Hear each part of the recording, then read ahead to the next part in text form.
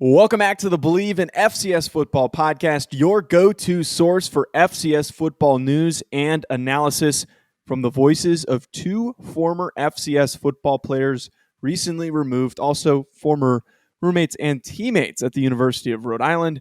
I am Joe DeLeone, joined by my good friend Sean Anderson. Sean, how are we doing today? I got a lot of feedback, constructive as it were, from my dad about the last FCS show that we did. Oh no, what did he say? He hated the read that I did. He wanted more analysis and more numbers and all that, so maybe we'll give some more. Oh, see, whenever your dad provides us with insight, yeah. I always appreciate it. Like whatever he has to say, part of me, I can't disagree with him because he was a former player. He played at Tennessee Tech. So I can't go wrong taking what he thinks is the ideal information. Now you might think otherwise because it's your dad. You might be just thinking it's your dad giving you a hard time, but what do you think would survive better, living in the other person's house with their dad longer, you or me?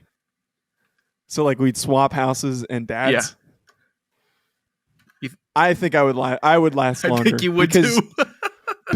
My dad's far too clean for you to live in those. And I get crap for my dad. When my dad came here a month ago, it was right before my birthday. No, it was right after my birthday. And you know what he bought me?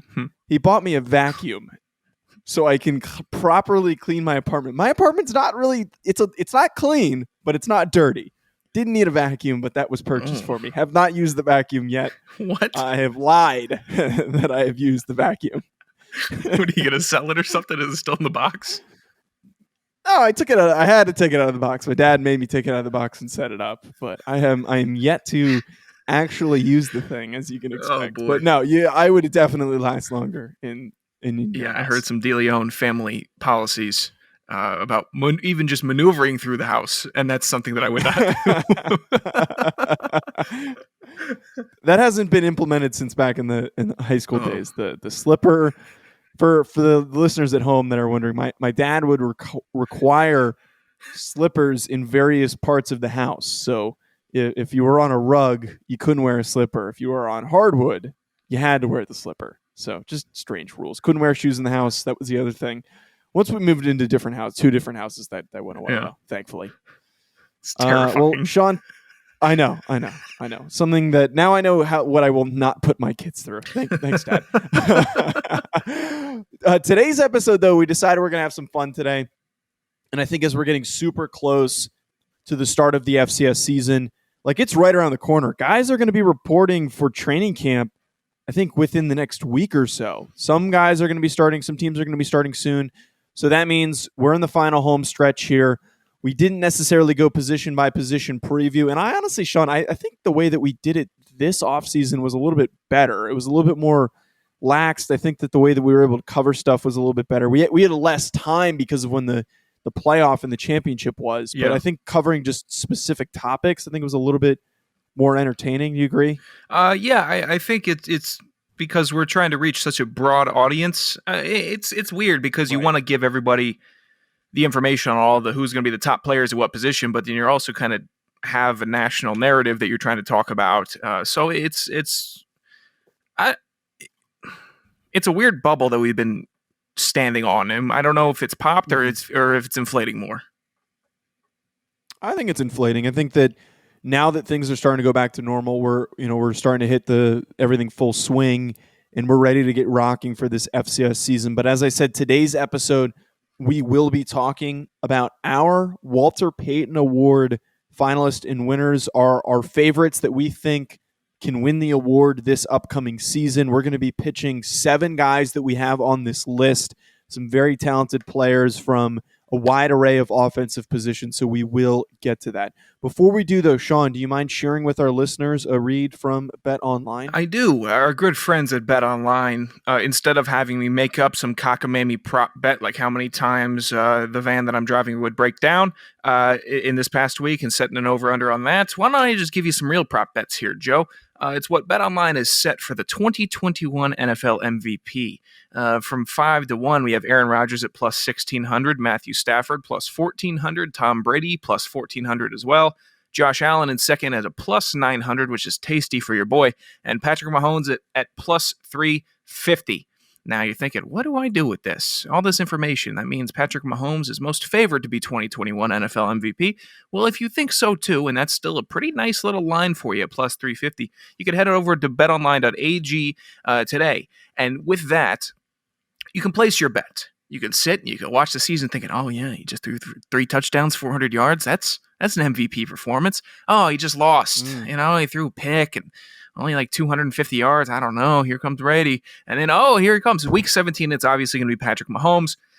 So visit the website today. That's betonline.ag. Or use your mobile device to join and receive your 50% welcome bonus on your first deposit. So before the next tip-off or pitch, head on over to betonline.ag and start playing today. Live lines on baseball all summer and plenty of prop bets at BetOnline, your online sportsbook experts. Jeez. Thank you for that, tagline, Sean. Man. I don't know what it is. Oh my God, the last read I did on draft prospects, and anyone who listened to the show or watched the video on YouTube is going to know exactly the part where I totally effed it up. The beginning of it, I made the most crucial, critical error that I've never made. You know how the beginning of the read says "Feel free to improvise." I started reading that, and then I paused and I let out an expletive. I should have just left it in there. It would have been nice one, Joe Burgundy. Or oh my God, I'm Bill O'Reilly. Yeah. That's the better one. All right, so today's episode, we're going to get into breaking down 7 Walter Payton favorites who we are going to be watching this year. And I'm going to start by saying this because I know we will get tagged and we're going to get comments. If we don't put somebody on this list, it doesn't mean we're sleeping on them. We just tried to keep it concise at 7 players. We originally did 6, but then we realized we were missing an important player that we wanted to bring up. So if somebody's not on here, feel free to comment and give your take. I fully welcome it.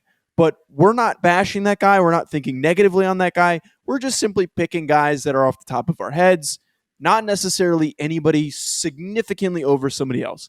And there's a really good chance that none of the 7 guys we name win the award. No, we're going to be right. But right now, we're going to be right. But I'm going to say right now, as things stand, I think this list is really, really good based on what we saw in the spring last year. And if all things go according to plan and these guys improve during the offseason, they are going to be favorites and finalists for this award. I'm pretty sure all of these guys were on the finalist list. And the first one, we can't wait to talk about this guy. This guy has to be the first one that we bring up, Sean.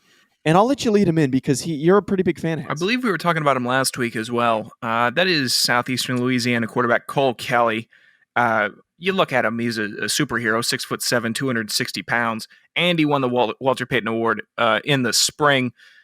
That is favorite. That's favorite for me. And I know we're going into a real season with however many 10 games, whatever. He did it. He played 7 games.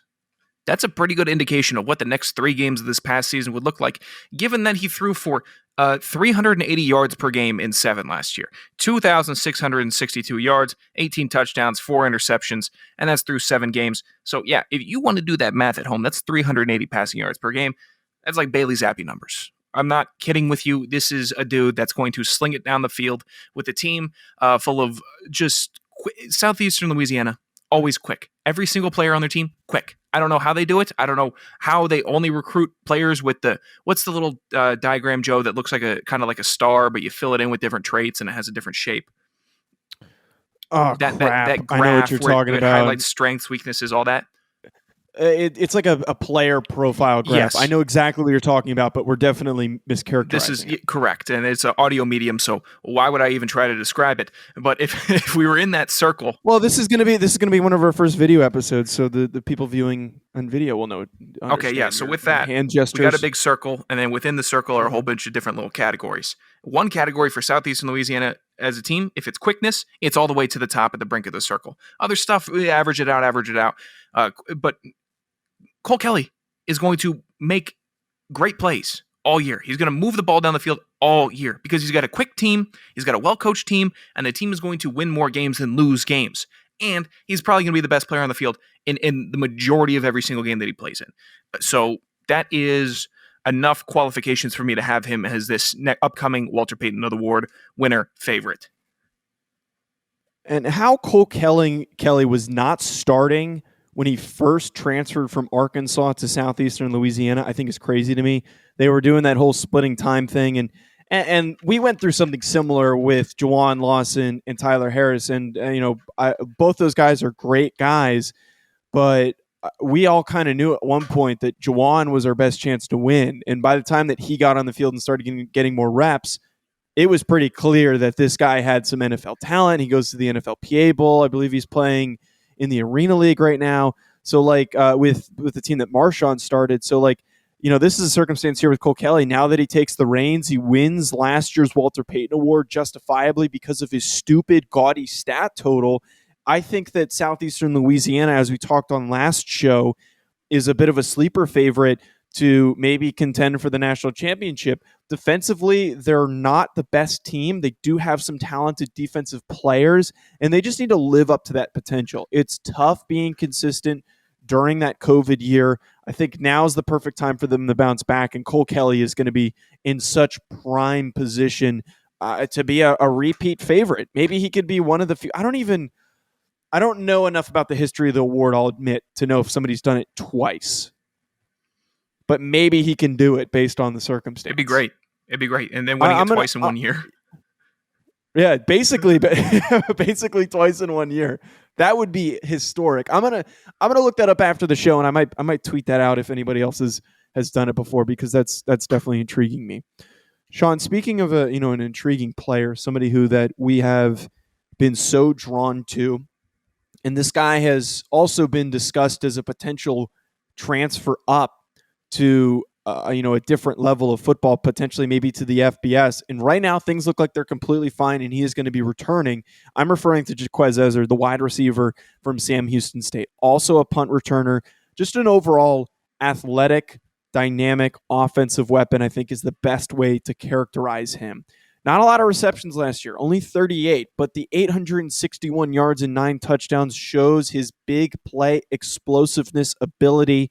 He also had 2 punt return touchdowns, and then the 17.4 yards per return on punts is an ungodly number. If anyone doesn't understand how hard it is to average 17 yards per punt return, that's almost 2 first downs just on a punt return. That's incredible. This dude is explosive. There's a reason why he transferred out of Howard when Kalen Newton left, and he knew that he could go step up for a big program. He does it in the national championship. He's been on everybody's radar for a while now. He is on the Senior Bowl radar. He is potentially a NFL guy, and I think he has the athleticism to do it. But we know that he is just one of those players we see at the FCS level, Sean, that he's on the field, and it's like, wow, he's on a different level than the other guys trying to chase after him and tackle him. We always had a hard time kind of describing Jequez Ezzard and his speed on the field because he just glides over it. He's very, very deceptive, and maybe it's because you watch him and you're like, wow, is he really going to break it? There's no way he's going to break it. They're going to catch him. Never gets caught. Never gets tackled in the first tackle. Is he wearing oil? What is he doing out there? What's the trick that he has? And it's just got to be pure instinct of knowing where the defender's arm is going to be, where they're going to try to tackle him, when they're going to try to tackle him. And that comes with both reps, but more importantly, that's natural instinct, and you cannot teach that. You just can't. There's veteran savvy tricks and there's senior tricks that everybody knows. You learn after playing college football for 4 years. You're on your 4th year, your 5th year. You're like, oh, okay, so I need to do this. And this is a little trick that I know that could help me if I get in a jam. Ezzard doesn't really have tricks. He just has pure talent, and that's something that can elevate him over a lot of other players. I think the comp that you and I had for him was like Cordell Patterson, which I still stand by. I think that's a pretty good comp. Mm-hmm. He's just explosive. You can put him wherever you really need him to. He's just going to pick up a ton of yards. Not necessarily a 10 reception a game type of guy, probably closer to 3 or 4. But when you put the ball in his hands, he's going to have a 40, 50-yard gain during the game. And I almost kind of look at him, this is an interesting comparison, not in terms of player style, but I kind of see him as if he's contending for the Walter Payton, I see him as this year's Devonta Smith rather for the FCS. Elite wide receiver returns to his school and he's going to have the opportunity to shine. I think that's a pretty good comparison. He's going to be in the conversation because of it. I'm definitely, I can agree with that. I can agree with Devonta Smith for the FCS level. He just has that gene in him. Right. Not the same type of player, but just dominant, best offensive player on the team is going to take things over and is going to be a big reason why Eric Schmidt has success this upcoming season. Agreed. Sean, you went with another receiver. And this one I'm a bit surprised by. Not a name that I thought that we were going to bring up. The other two that you are speaking on today are names that I expected you to bring up. But this one, I'm very intrigued. As you should be. But before that, Joe, the FCS has only had 2 back-to-back or consecutive Walter Payton Award winners since 1987. That is Armonte Edwards from Appalachian State and Jeremiah Briscoe from Sam Houston State. Armonte Edwards. He won in 2008, 2009. Briscoe won in 2016, 2017. Yeah, he was. Oh man, am I mixing him up with someone else? But I think Armonte Edwards was the guy who. How do you spell Armonte? Armanti. He was the guy who gashed Michigan when they upset Michigan. Was that in 2008? Yeah. Yes. Oh, awesome. Wait. Now you got to check on this. Vamp for a second. Yeah, you completely distracted me here. Well, that was my intention. I might be wrong. I might be mixing him up with somebody else. Nope, that was in 2007. Nice. That was exactly who I thought it was, Armonte Edwards. He came on Ryan and David Turner's show a while back. But no, that's a fantastic pull. If anyone would have done it, I probably would have guessed him. He was a fantastic pro. FCS player, and then he had a little stint in the NFL. So you're talking your next guy. Yeah, my next guy we here. went with another receiver. Interesting pick. Yes, I went for my 3 choices.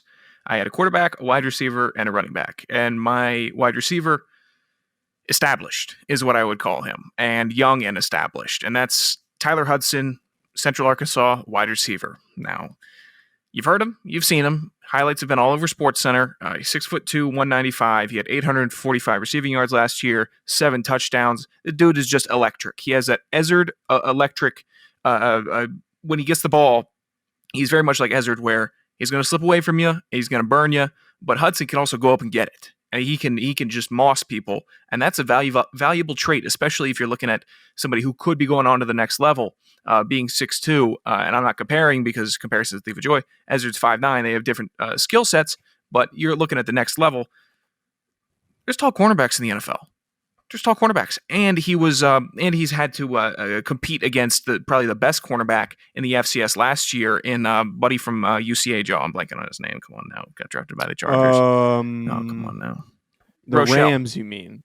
Robert Rochelle. Yes. So he's had to go up against Robert Rochelle, who is an NFL cornerback. So he's already tested by an NFL cornerback, and he just carves up every defense that he's on. Maybe credit that to Lawan Winningham being slated across in the last 2 years. Whatever.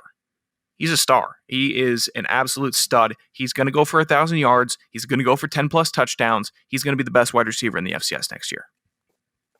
I got an interesting comparison here. I don't disagree with this. I think this is interesting to go with Tyler Hudson. I think he could be a surprise name, and I think that's going to draw some intrigue from the Central Arkansas fans. But how about this for a comparison? And I know it's corny as hell that we do so many URI comparisons, but I see the Lawan Winningham, Tyler Hudson duo comparable to the Isaiah Coulter, Aaron Parker duo, Agreed. which is the last big grouping of 2 receivers that drew a ton of NFL interest in the same draft class. Like, I think that's directly very, very easily comparable because of how talented the both of them are. One of them might get drafted, and then the other one's going to be a UDFA. At the very least, both of them are going to be high priority UDFAs because they're both super talented. I'm very, very confident in this selection. I think he's going to be an absolute stud this next year. Mm-hmm. Yeah, both long, tall, lean receivers, good hands, statistically just so dominant. So I don't disagree with that one at all. And I'm hoping you don't disagree with the next guy I picked. And I think this one could also fall under the category of maybe a sleeper guy, a little bit unexpected. You might try to pull some more veteran running backs. But I have always been so high on Isaiah Davis, and my perception of him has only gone up since his performance in the national championship game.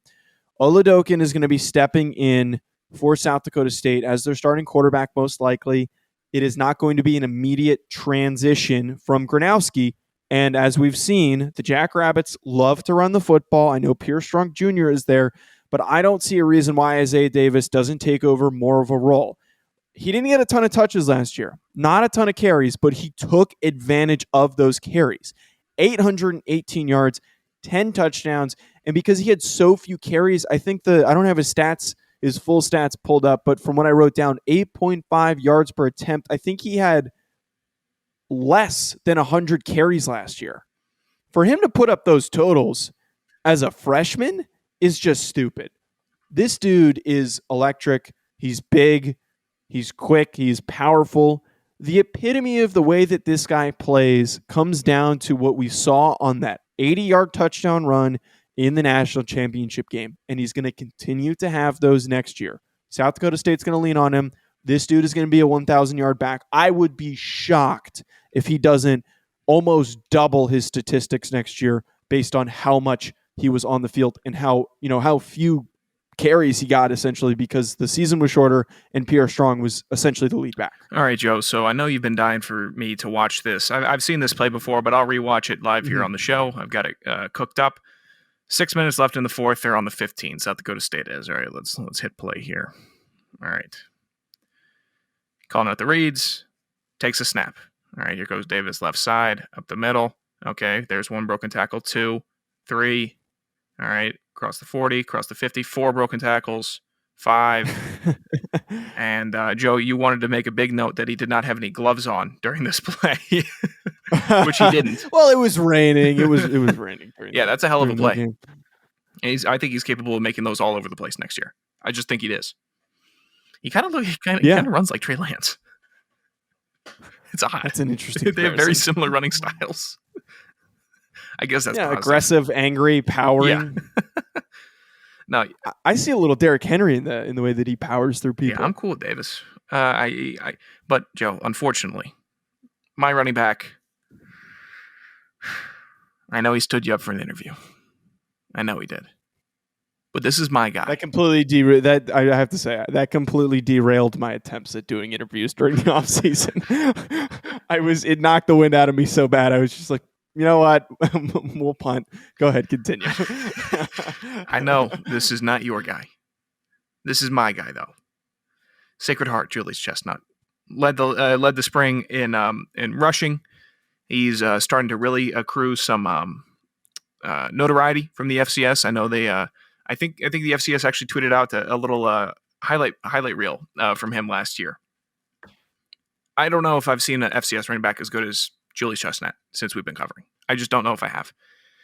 He runs like an NFL running back. He runs so differently than what I've seen with his feet and his legs. It's how do you just, what's smoother than butter? What's velour? Olive oil. Velour? Olive oil? Olive oil. I would say it's smoother. Olive oil is pretty smooth. Yeah. Basically, so you know how you go into your Instagram search feed, Joe? Mm-hmm. And it's all awful accounts with terrible, satisfying posts, like oddly satisfying. Watch me pop this bubble wrap. Sometimes they have like super smooth stuff on there.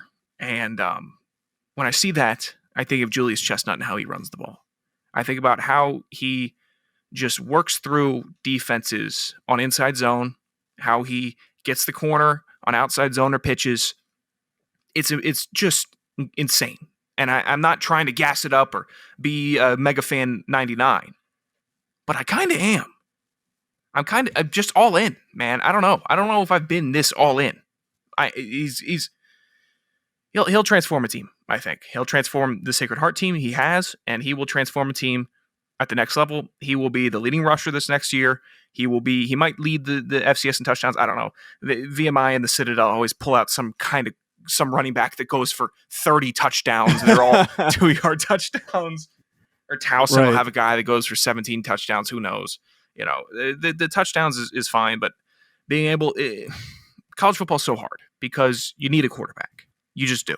If you don't have a quarterback, you're not going to win games. But if you don't have a quarterback and you don't have a running back, you're not going to be able to move the ball. Sacred Heart's going to be able to move the ball. They just are. That's a guarantee that you get. And you got to be able to do that to win the game and get score points, do this and that. Having a guarantee like that in your backfield is a big deal to me. Yeah, I think that Chestnut is easily the best returning running back, and regardless, the best running back in the NEC. It's a smaller conference. You do have some weaker defenses, which really allowed him to dominate because he's a good enough player to play at one of these bigger FCS programs. Like, I think that you plug him into JMU's backfield or North Dakota State's backfield, he's going to be just as productive, if not more productive, than what he's done so far at Sacred Heart. And there's a big reason why this team has been competitive over the last few years. Now, it's a great, well-coached team. The athletic department is headed by Bobby Valentine. Yes, that Bobby Valentine. So they have a lot of support and some momentum, this program. It's always been considered to be an up-and-coming athletic department. I think Chestnut came in at the right time, perfect timing to take over the lead. And he's kind of built like, I think the comparison in terms of like size profile, maybe running profile, like is TJ Yeldon, like do you agree with that? I see a little bit of TJ Yeldon in him because like Yeldon wasn't necessarily fast, but he was a smooth, maneuverable running back that I saw understand where gaps opened up, and he was always really good in space. He fizzled out in the NFL, but that's kind of how I always saw him. That's your comp, and you're sticking to it. You've said that every time we talked about him. That's fine. It's fine with me, Joe. All right, I'm glad you don't disagree. So we've got two more players left. We have two quarterbacks. And this is a player that I have consistently hyped up, our Jerry Rice Award winner from last year. I'm referring to Cameron Ward of Incarnate Ward, who I've referred to as Incarnate Ward's Ward. Groundbreaking. Last year, 303 attempts, only 4 interceptions on 300 passing attempts, 2,260 yards, 24 touchdowns. But you unpack it a little bit and you see some of the teams he played. He played Southeastern Louisiana. He played Nichols. Pretty difficult schedule. Not an easy schedule for him to just be running over teams. 3 400-yard games, and then all of his games he threw for over 300 yards. 2 6-touchdown games, and then 4 with over 4 touchdowns. Not a single game where he didn't throw less than 2. This is with a limited, pretty short schedule that he played last year. And if you unpack and open up the highlights, Draft Diamonds posted a video of some of his highlights, and I see a guy with just stupid arm strength. The way that you can tell if a guy has a strong arm is that when it looks effortless and it's just a quick little flick of the wrist, the ball comes off of his hand with extreme velocity and speed, and it's delivered to where it's supposed to be as soon as it comes off his hand. He can stretch the field. He's a guy who you see a lot of these off-platform throws, which has continually been popular amongst college quarterbacks. This guy has the skill set to take over and dominate for Incarnate Ward. I know that maybe they don't have a good season as a whole, but statistically, there's a reason why he just came out of nowhere. This is a program that necessarily hasn't done much, and he suddenly is lighting up teams. There's a reason for that, and it's because he has the talent. Your description of Ward is bringing me back. I was thinking, who else did Joe describe as this?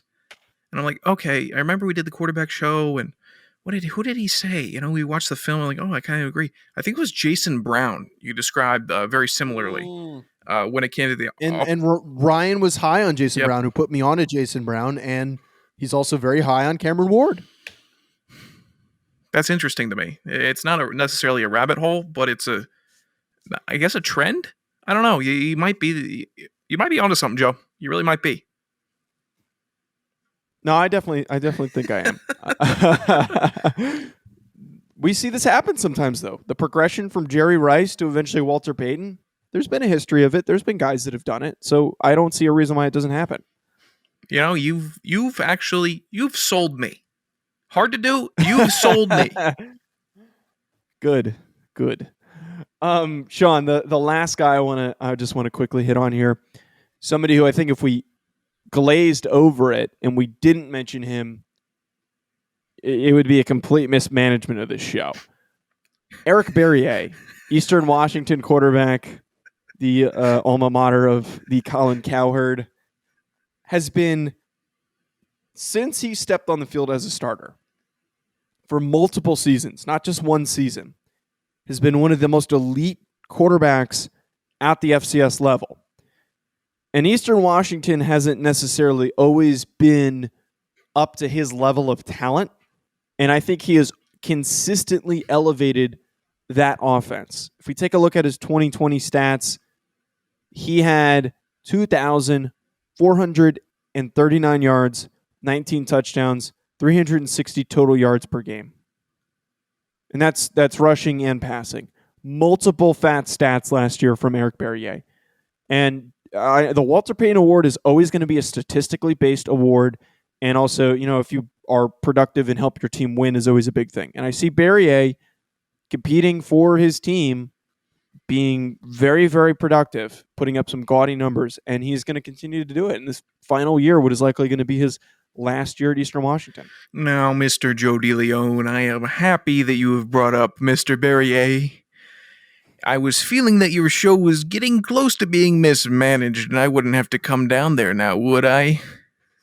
What is that? Who's the guy from Caddyshack? I can't do his voice. Oh, God. I haven't seen that movie in so long. I can't make a reference. How recently have you seen Caddyshack? Not recently. Oh, that's interesting. You can pull that reference. What are your thoughts on Barriere? Caddyshack voice. I think it was the principal from Ferris Bueller I was trying to do. Okay, regardless, what are your thoughts on Barriere? Thanks for taking us off track. Well, now I'm completely off track because I don't know where the hell that voice... It was a bad voice also.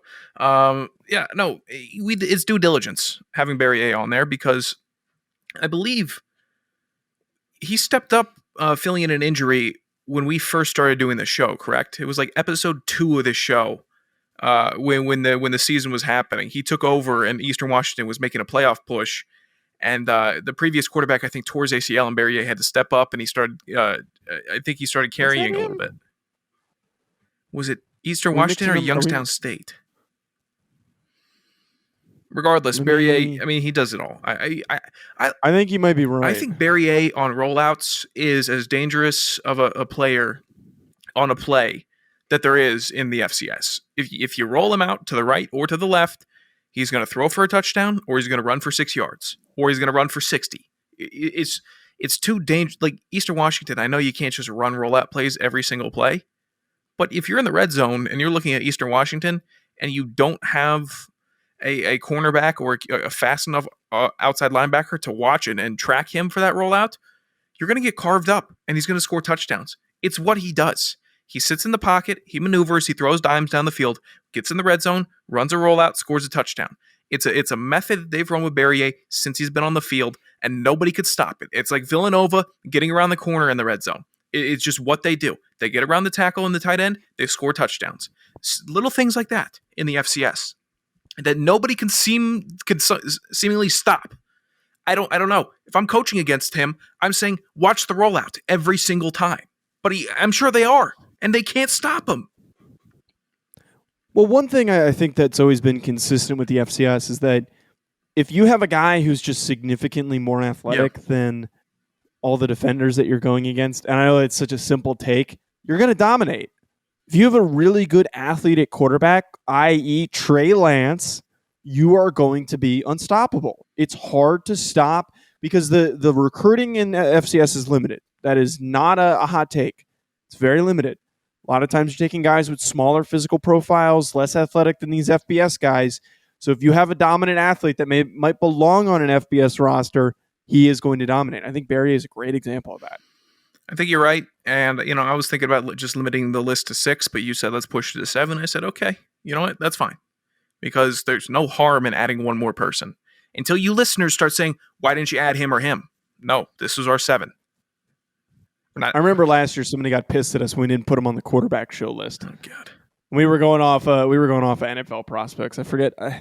There was somebody we put on there over him, and I forget who it was. It was still a huge list last year. Yeah, we had like 10 guys, and he was like number 11. He's on the list. He's proven us wrong. Well, Sean, that's all we have for today. Folks, make sure you hit the subscribe button wherever you might be listening to us. Leave us a 5-star review. Follow us on social media at Joe DeLeone, at Sanderson Radio, at Believe Podcasts, at Believe.com. To find our show as well as hundreds of other shows. Also subscribe to the Believe YouTube channel, which I am in charge of. I'm heading, and we are making a heavy push. We got a YouTube channel? Some video. Oh, Yeah, I've talked to you about this. I've been managing that. I've been that's been one of my recent projects. You don't talk to me. Is launching that. I talk to you all the time. Oh, this is cool. Believe the Suns podcast. That's a good layout. There's no Believe in Suns. No, that's not it. The Believe the Suns. Oh, that's casual it's just sports radio network. What the hell? It's just Believe Podcast Network. You buffoon. Believe Podcast Network. There's 10. There's currently, I think, like 12 active shows. We just started up last week, so we're off to a pretty good start. Well, folks, though, that is going to be. What are you for doing? us. I'm air checking you. I air checked the show, but now you're getting air checked. What do you mean I'm getting? You're getting air checked. Okay. Are you checking the validity of my statement? No, it looks pretty good. That's all I'm saying. I'm just saying it looks pretty good. Screw you. Whoa. I'm trying to give an endorsement to people to go look at Believe Podcast Network on YouTube. Okay. Sean, you got any closing thoughts? Go look at Believe Podcast Network on YouTube. That's my closing thought. Oh, thanks. Joe's finally starting to do some work out there in Los Angeles. I'm glad. I'm tired of hearing, hey, man, I'm going out 2-hour lunch, man. I'm going on a bike ride. I'm doing this and that. I have never I'm said ditching that. these losers, man. I have so much. I got it all in the bag, man. Don't you dare air me out. I like seeing Joe DeLeone actually have to do some work. I have never done that. I have been productive. I got brawn wrapped and about busy. my finger, bro. I'm like, oh, stop it! You're gonna. I'm gonna cut you. You're gonna cut me. I'm gonna do. I can find another FCS. But you're gonna bring in like Montana Friselli? Go ahead. Save me an hour of my week. I don't know who I could go get. I'm sure I could find somebody that would want to hop on with me. We do have a guy who does his own show who was a center at Southeastern Louisiana. Go ahead, you bring him in. Maybe you get ready for the firestorm there, pal. Serious Sports. His show's great. He's got 1,000, almost 2,000 subs on YouTube. Oh, that's awesome.